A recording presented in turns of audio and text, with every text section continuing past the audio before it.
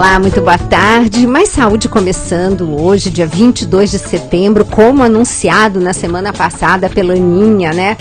Nós anunciamos que hoje teríamos a honrosa visita da doutora Denise Carreiro. Então, hoje é esse programa maravilhoso com a doutora Denise Carreiro e vocês estão aqui com ela à disposição. Se não dá para responder todas as questões hoje que vocês fizerem para ela, nós já combinamos de, numa próxima oportunidade, responder. Porque hoje eu estou pedindo para a doutora Denise falar sobre o novo livro dela, que foi lançado agora, no último congresso de nutrição funcional que teve, assim, recentemente. E é um livro que se chama O Ecossistema Intestinal na Saúde e na Doença. Apesar da doutora Denise já ser, assim, habituê da casa, vamos que você esteja ouvindo pela primeira vez o programa Mais Saúde. Doutora Denise Carreiro, ela é nutricionista formada pela USP, especialista em nutrição clínica, com pós-graduação em nutrição clínica funcional, e ela é docente, professora dos cursos de pós-graduação de nutrição clínica funcional do Centro Valéria Pascoal. E hoje nós estamos sorteando o livro da doutora Denise Carreiro, O Ecossistema Intestinal na Saúde e na Doença. Denise, que número é esse seu livro? O 9. Ai, já pensou no 10º? O que você vai escrever? Estamos pensando. Ai, estamos gente, ela faz um suspense. É que a gente tá com algumas possibilidades. Não, então nós já vendo viu. qual vai ser. Porque o que aconteceu foi isso. Quando a gente começou a perceber que estava começando a se falar muito mais sobre os probióticos, sobre a microbiota, e com muitos conceitos errados, né? Muitos conceitos errados. Então nós falamos assim, não, tá na hora da gente pegar todo esse processo, porque o intestino está sendo chamado aí, né, por vários profissionais como o órgão esquecido, né? Ai, que interessante. Então, é um órgão esquecido, principalmente na medicina. O Dr. Hélio Pova que tem um livro chamado o Cérebro Desconhecido, isso. O Cérebro Desconhecido. E para a medicina mais tradicional, né, de uma maneira geral, eles falaram assim, nós esquecemos do intestino. O intestino é aquele órgão que se se preocupava se estava preso ou solto ou com uma síndrome do intestino irritável. Exato. E olha lá, entendeu? Então, por isso que ele está sendo hoje, né, chamado de o órgão esquecido. Gostei. E aí eles estão começando a ver e entender que a ação hoje, ou o que acontece no intestino, determina o resto do organismo, todas as funções físicas, mentais e emocionais. Só que quem determina que esse intestino tenha a sua função na sua plenitude é a presença da microbiota saudável. Então, existe uma série de colocações hoje que acabam sendo entendidas de maneira errada, até mesmo do processo do que é o probiótico. Então, assim, o probiótico vai ter que comer alimentos fermentados, etc. Na verdade, o fato de ser um alimento fermentado, ou o fato de repente ser acrescido de um tipo de bactéria saudável, isso não faz com que esse alimento seja um probiótico. Ok. Né? E não é o consumir um alimento fermentado ou de repente colocado pasteurizado, né? E colocado lá uma cepa no meio que vai fazer com que ele tenha o conceito do que é um probiótico. Agora, o que é mais importante do que isso? Por que as pessoas estão com tanto problema nessa microbiota? Por que a hora que nós damos uma suplementação de probiótico, né, em cápsulazinha, etc., na verdade nós não estamos suplementando, nós estamos repondo. Exatamente. Né? Porque além dessa alimentação ser altamente pasteurizada e com aditivos que matam fungos e mais bactérias, isso você está se referindo né? àqueles produtos comerciais que prometem bactérias intestinais dentro deles, né? Exatamente, né? E que a gente já sabe que não tem uma ação probiótica. Ele pode ser um alimento ou um produto, que eu não chamo de alimento, mas pode ser um produto que tenha uma lactobacillus vivos. Tá. Mas isso não faz com que ele seja um probiótico. E aí a gente tem uma alimentação hoje altamente processada, tudo é extremamente pasteurizado, tudo. E aí quando acontece esse processo, você fala, o que você está dando primeiro de probiótico? E depois, o que você está dando de alimento para manter esse probiótico saudável? Então, entra um processo onde, mais uma vez, a coisa acaba sendo invertida e levada para um lado de droga, né? Quando, na verdade, a gente tem que resgatar o processo que está fazendo com que a gente tenha uma perda dessas bactérias saudáveis. E algumas estão sendo extintas, né? Isso é sério demais, né? Não, pelo amor de Deus. E me fala uma coisa, e o pessoal não repõe essas bactérias lá nos Estados Unidos?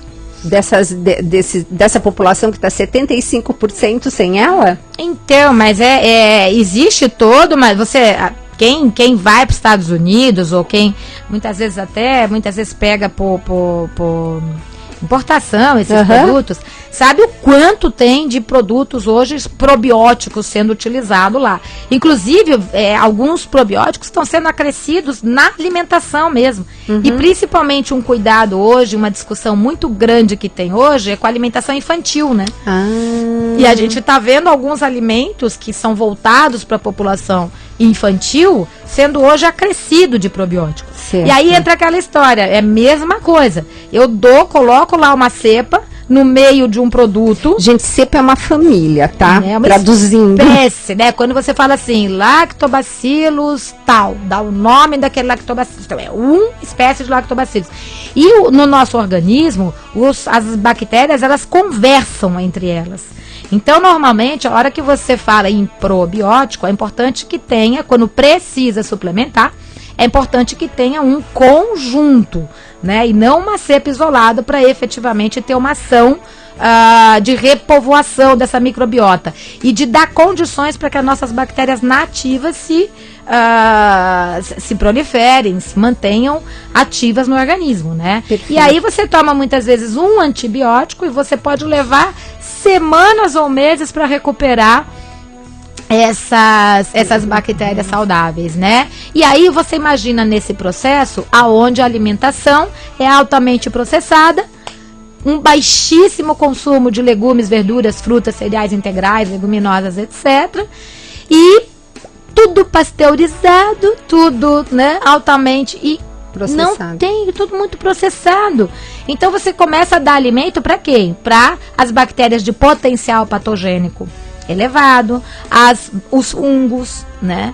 E aí proteínas mal digeridas, como a gente já falou, né? Alimentos que têm dificuldade de digerir proteína, como a gente já cansou de falar aqui, trigo, leite, soja, altamente consumidos, e essas proteínas mal digeridas acabam alimentando bactérias proteolíticas, que na verdade tem potencial, são as que têm mais chance de ter potencial patogênico alto. E aí pronto, aí tá feita a encrenca que a gente tá vendo hoje em dia, né? O eixo microbiota intestino-cérebro, que hoje está sendo estudado no mundo todo, né? Então a gente tem hoje o projeto Microbioma nos Estados Unidos, o projeto MetaHit, que é na Europa, né? Falando o estudo da microbiota intestinal, e o projeto Microbioma nos Estados Unidos estudando e tentando identificar esse nosso microbioma, ou seja, nós temos para cada célula humana existem 10 células de bactérias, quer dizer, que formam a nossa microbiota.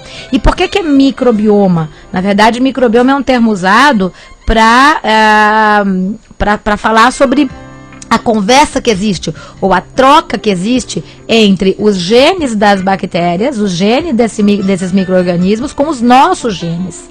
E é uma conversa diária, é o tempo todo esse processo. E isso vai determinando as nossas funções, só que funções físicas, mentais e emocionais. Porque aí entra a epigenética, né, Denise? Quer dizer, você tem o que você herdou do papai e da mamãe, mas o meio ambiente pode fazer com que essas coisas mudem de figura, né? Para melhor ou para pior, né? Sem dúvida nenhuma. E de um tempo para cá, tem sido para pior. Infelizmente. Né? Porque até quando foram descobertas as bactérias, na verdade elas foram descobertas como sendo coisas ruins, sendo coisas agressivas. E de lá para cá, todo o esforço que existe é um esforço para tentar combater, né? Então existe desde o antibiótico até uma série de aditivos químicos, né, que são colocados como é que chama quando você vai fazer? Me fugiu a palavra. Vai fazer o quê? Pasteurização. Pasteurização. Né? Então tudo para combater. E não existia, né? Quer dizer, de um tempo para cá já se sabe isso, mas agora está sendo mais conhecido os detalhes de como que essa microbiota chamada saudável, né? Do quanto que ela interfere em todos os níveis de funcionamento do nosso organismo. Inclusive determinando o sistema imunológico, as funções endócrinas, as funções cerebrais. Pois é, Denise, por exemplo, como a gente tem tocado muito nesse assunto das emoções, inclusive até por conta do meu último livro, aonde essa microbiota pode, de que maneira, afetar as emoções? Existem vários processos pelos quais isso pode acontecer, né? A microbiota saudável, ela determina a integridade da parede intestinal. E a integridade da parede intestinal vai fazer com que o organismo absorva nutriente e não deixa passar macromoléculas. Essas macromoléculas que passam, acabam fazendo com que o organismo produza substâncias pró-inflamatórias para combatê-las. Só que essas substâncias pró-inflamatórias podem levar a processos inflamatórios locais, como a gente já falou várias vezes, rinite, sinusite, bronquite, dermatite, só que essas mesmas substâncias pró-inflamatórias podem, no sistema nervoso central, fazer desviar a formação da serotonina, ou seja, diminui a formação da serotonina e aumenta a excitação de célula nervosa. Com isso pode levar desde dor de cabeça e enxaqueca, até agitação mental, distúrbio de concentração, irritabilidade, alteração de humor, pavio curto, e pela queda da serotonina, ansiedade, depressão, aumento na necessidade de comer carboidrato do fim da tarde para a noite, falta de saciedade, compulsividade, alteração de qualidade do sono. Aposto que tem um monte de gente que está nos ouvindo e está dizendo, sou eu. Doutora, sou eu. Isso é intestino, né? Que a gente está hoje nesse tema maravilhoso. Bom, tem duas perguntinhas aqui. Uma que é passada e que foi da Shirley, que ela pergunta, apesar de não ser bem dentro do nosso tempo, mas de repente até porque depende do efeito colateral das coisas, pode afetar o intestino, né? Eu tenho 47 anos, meu filho 23, gostaríamos de saber se podemos fazer uso do cloreto de magnésio, PA. E se tem alguma restrição. O que é esse cloreto de magnésio, Denise? Então, sabe o que é? É aquele processo. Quanto mais se estuda, mais a gente vai começando a entender a importância de como os nutrientes determinam as nossas funções. E a gente costuma falar que o magnésio é o mineral maestro, né? Então ele tem uma ação importantíssima em todas as funções do organismo. Ele determina a ação dos outros micro. Como é que nós vamos tomar esse magnésio? Pronto, cloreto de magnésio. Só que quando você pensa óxido, cloreto, enfim, sais inorgânicos, ou mesmo até alguns orgânicos, mas mais os sais inorgânicos, a absorção não é igual e ele pode acabar, dependendo da sensibilidade individual, interferindo no estômago, sendo irritante para estômago, para o intestino, né? Então, a melhor maneira da gente suplementar o magnésio, por exemplo, em primeiro lugar, é comer legume, verdura e fruta, né? Exatamente. Mas se a gente quiser feijões, né? O grupo do feijão é riquíssimo em magnésio, né? Cereais integrais, se a gente pegar aqui no amaranto, mas a gente tem também o tal do suco verde, né? Ah, não, isso é uma Quer dizer, o magnésio, ele é o que dá cor à clorofila, quer dizer, a clorofila é o que dá a cor verde. E o magnésio ele é como se fosse o ferro da hemoglobina. Exato. Ele faz parte da clorofila. Exato. Né? Então, tudo que você vê de cor verde tem que ter magnésio. Então, a hora que pega, o suco de couve, legal. Mas o suco verde, qualquer suco verde, ele vai aumentar a liberação de magnésio. E você acaba tendo uma eficiência muito maior, porque é um magnésio que está presente nos alimentos. Ele é próprio para ser absorvido, tudo, do que entrar com um sal inorgânico ou com uma coisa do cloreto. Então, sempre comida, né, Denise? Eu acho que no alimento você consegue ter este magnésio desde que você tenha um consumo frequente, né? E principalmente evita excesso do que elimina.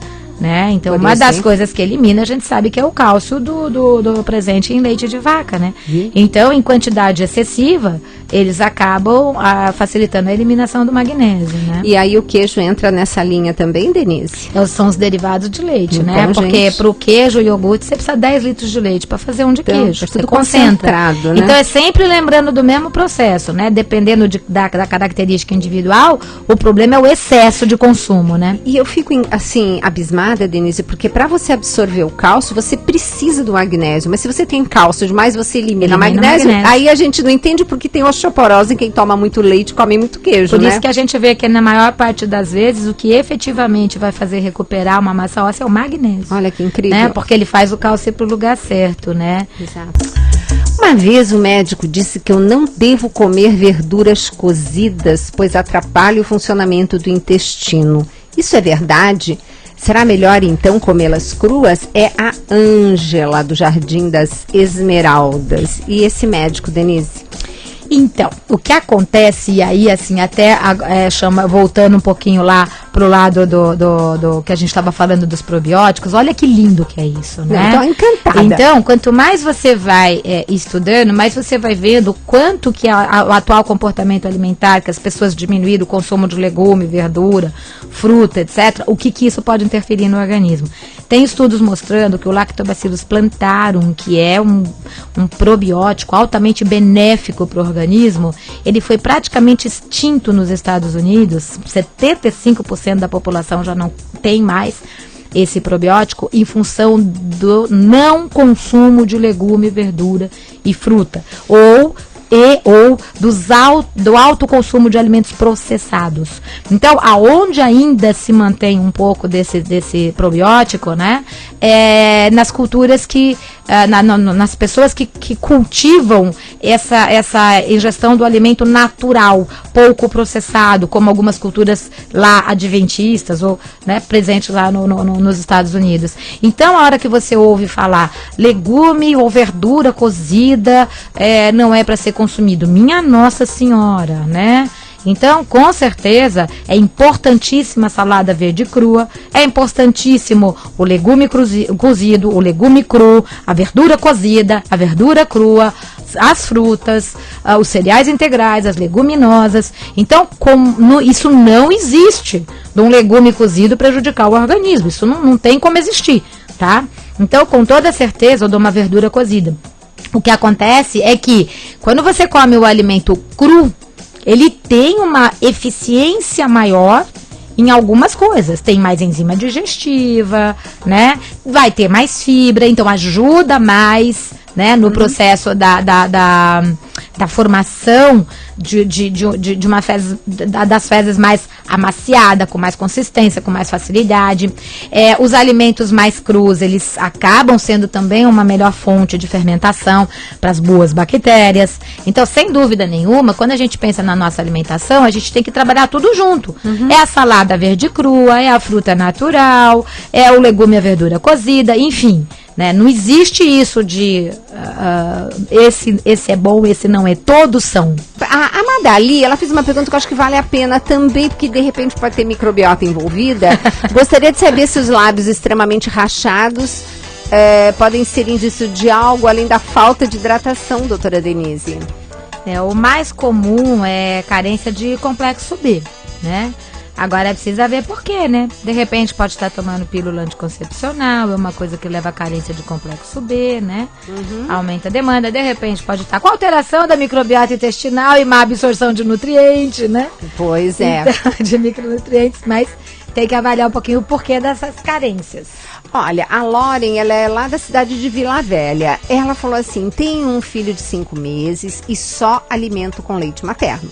Faço uso de biomassa, desde que ele tinha 2 meses comecei a usar um probiótico de farmácia e percebo que quando eu paro de tomar, ele fica com prisão de ventre, fazendo cocô apenas uma vez e quando tomo ele faz de 3 a 4 vezes por dia. Gostaria de saber se posso continuar fazendo uso do probiótico ou se isso é prejudicial. Não, normalmente o probiótico ele é mais uma reposição do que uma suplementação hoje em dia. Não tá? passa via leite materno esse que ela toma, né? Não passa via leite materno, de jeito nenhum. O que acontece é o seguinte, O leite materno, ele tem bactérias probióticas, tá? A natureza faz as coisas certinhas, né? Essa formação da microbiota do bebê através dos probióticos e pré-bióticos, que são alimentos das boas bactérias do leite materno, é o que determina a formação da microbiota do bebê. Só que a nossa microbiota intestinal saudável determina o nosso sistema imunológico. E no caso do bebê, todo esse processo muito bem feito quando o bebê nasce vai interferir no resto da vida dele, no processo tanto de sistema imunológico como endócrino, etc. Então com certeza o que você está fazendo, você está ajudando muito o seu filho, sem dúvida, não só agora, como para o resto da vida. Denise, né? Pode, por exemplo, estou fazendo aqui uma viagem, né?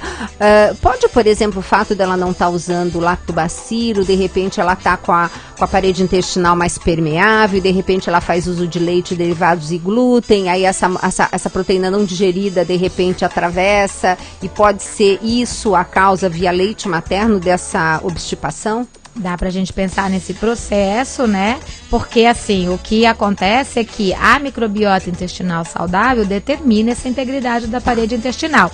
E por causa disso, aumenta a absorção, principalmente de vitaminas e minerais.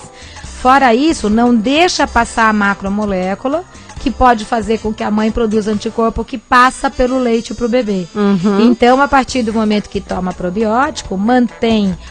e o probiótico também, no intestino, ele regula as nossas substâncias que são pró- e anti-inflamatórias. Então, as bactérias saudáveis, elas têm uma ação muito mais anti-inflamatória, né? E vai ajudar em tudo isso. E até a própria bactéria da mãe determina também a composição dessa microbiota do leite materno. Então, isso ajuda muito no processo do bebê. Tá, perfeito.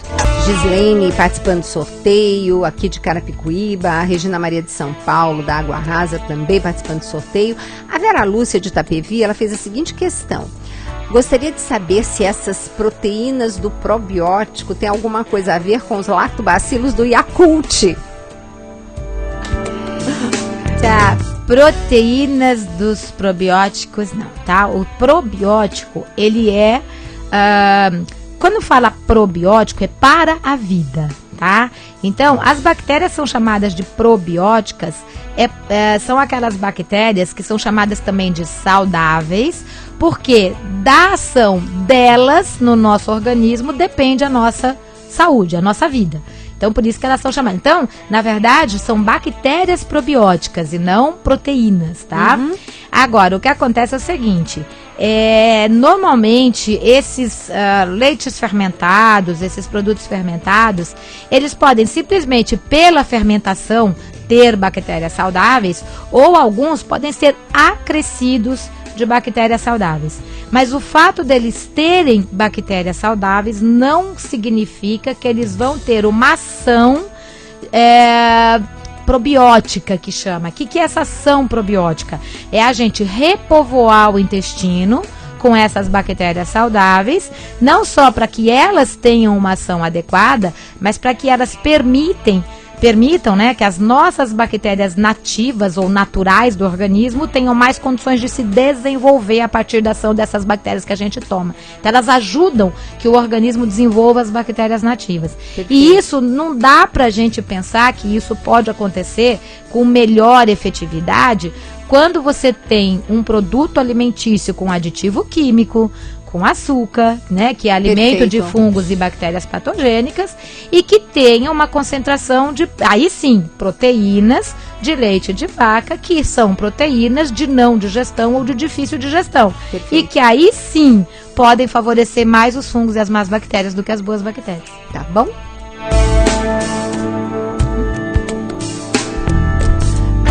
A Deise de Sorocaba diz que a filha está tomando antibiótico e o médico receitou Floratil. Gostaria de saber se está correto ou se tem algo melhor para ela tomar. Tá. O que acontece é o seguinte, quando toma antibiótico, muitas vezes, como ele mata as más bactérias, ele também mata as boas. Eu digo que é uma bomba atômica que caiu na cidade, mata mocinhos e bandidos. Exatamente, não tem muito jeito, né? Só que aí favorece o crescimento pode favorecer, né, o crescimento de algumas bactérias que são resistentes a antibiótico. E algumas vezes o Clostridium difficile, que é, o nome já diz, né? Clostridium difficile. Ele é difícil depois de combater. E uma das coisas que é capaz de combater é o Saccharomyces, que é o floratil, né? Então, sem dúvida nenhuma, ele é interessante neste sentido, mas ele não é considerado uma bactéria probiótica. Ele é fungo, na verdade, um fungo do bem, mas é um fungo. E ainda respondendo a pergunta daquela moça, claro que tem coisa melhor, sim, para ser não é que no lugar do fluoratil, mas associado ao fluoratil. Hoje em dia a gente tem no mercado, nas farmácias comuns, vários tipos de probióticos vendidos que vão ajudar a manter as bactérias saudáveis. Então eu brinco, eu falo que o antibiótico mata as boas e as más, e a gente põe as boas. Ele mata, a gente põe, ele mata, a gente põe. E a gente fica mais com boas do que com as más. Depois que ele parar de tomar, mantém mais pelo menos uma semana a 10 dias tomando as boas bactérias, tá? Denise, uma dica para o nosso ouvinte. Eu vou lá comprar um probiótico. Quantas famílias no mínimo tem que ter? De 2 a 3 no mínimo. No mínimo de 2 a 3, né? 2 a 3 no mínimo, quando for necessário suplementar. Tá. E até uma coisa lembrando, né, quando a gente estava falando dos leites fermentados ou de produtos fermentados, na maior parte das vezes as quantidades são muito pequenas. No Brasil, pode ser considerado probiótico quando é de 10 a 8ª, 10 a 9ª. 10 a 9ª significa 1 bilhão de unidades formadoras de colônia. 10 a 8ª, 100 milhões. 100 milhões de unidades formadoras de colônia não faz nem cosquinha. Nós temos em torno de 70, 80 trilhões de bactérias no intestino. Então, efetivamente, se você pegar na Europa, um mínimo para ser considerado um produto probiótico é 10 a 9ª, mínimo. Então, na maior parte das vezes, aqui a gente não tem produtos que efetivamente tenham uma quantidade que possa ser chamada de probiótico. Em produtos alimentícios, né? Em produtos alimentícios. Em termos de agora, probiótico... em termos de suplementação, sim, que são aqueles que tem tanto em cápsula como... E aí entra de novo sempre aquele conceito. É uma cepa isolada. Efetivamente, não vai ter uma ação tão efetiva, né? Tá, normalmente é no mínimo de 2 a 3, e a gente tem no mercado algumas coisas boas num preço interessante, até com 5 famílias, né, Denise? Tem gente, é bem tranquilo. Tem o mal de Addison, tem o hipotiroidismo, e gostaria de saber mais a respeito dessas doenças e qual alimentação melhor para mim. Já parei de fazer uso do leite e derivados, e isso tá me ajudando muito. Você consegue falar rapidinho, Denise? O problema é o rapidinho. Pois é, né? O Addison, na verdade, é uma doença autoimune, assim como o hipotiroidismo, provavelmente, nesse caso, deve ser também autoimune. Porque quando a gente tem uma doença autoimune, a gente sempre tem a predisposição para ter a próxima, né? E o Addison, ele é uma falência da suprarrenal. Então, dependendo do nível que isso acontece, vai ter uma dificuldade de produzir o cortisol, DHEA, e principalmente aí também a aldosterona, né? E é o controle de todo o metabolismo do sódio, do magnésio. É uma doença extremamente séria, mas que, sabendo disso e repondo os hormônios da mesma maneira que repõe o hormônio da tireoide, da insulina, você consegue ter uma qualidade de vida legal. Porém, a preocupação quando você tem uma doença autoimune, em primeiro lugar, é sempre evitar a próxima, né? E muitas vezes você pode, em algumas situações, até diminuir o processo e em algumas situações até reverter. Não acredito muito em determinados casos que isso seja possível, mas é o que eu coloco. Antes de qualquer coisa, você tem que se preocupar em prevenir a próxima. E não tem nada mais relacionado com qualquer doença autoimune, em primeiro lugar, do que o glúten, né? Então, e fora isso, de novo, quem que determina a nossa tolerância imunológica? O que quer dizer isso, tá? No intestino, nós formamos células chamadas tolerogênicas. E essas células só são formadas através da ação das bactérias saudáveis. Então, as nossas bactérias saudáveis associadas com a adequação de vitamina A e vitamina D formam essas células que toleram alergenos ou agressores alimentares ambientais, mas também são essas células tolerogênicas que evitam autoanticorpos, além de controlar a magnitude de resposta contra agressores. Então, as bactérias saudáveis, associadas com equilíbrio nutricional e evitando o excesso do consumo de glúten, leite, soja, açúcar, etc., pode ajudar você a reverter esse processo de quebra da tolerância que desenvolveu uma doença autoimune. E a partir daí, antes de qualquer coisa, melhorar a qualidade de vida e prevenir a próxima doença. Perfeito. Tá bom?